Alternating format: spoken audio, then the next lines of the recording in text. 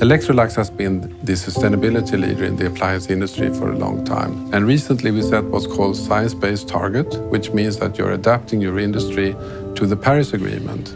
So we're not exceeding the 1.5 degree temperature increase by 2100. That means that we are reducing the climate impact from our operations by 80% to 2025. Beyond that, we're setting a target to become totally climate neutral by 2030.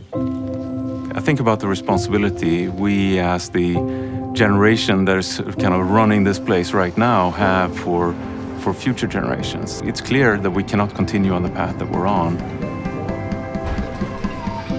Being circular for Electrolux is a mindset. It's not an end stage where we can say, now we have accomplished it. As a company, we can really contribute by using more recycled materials, making sure that the products can be easily recycled, and also to make sure that we use renewable energy.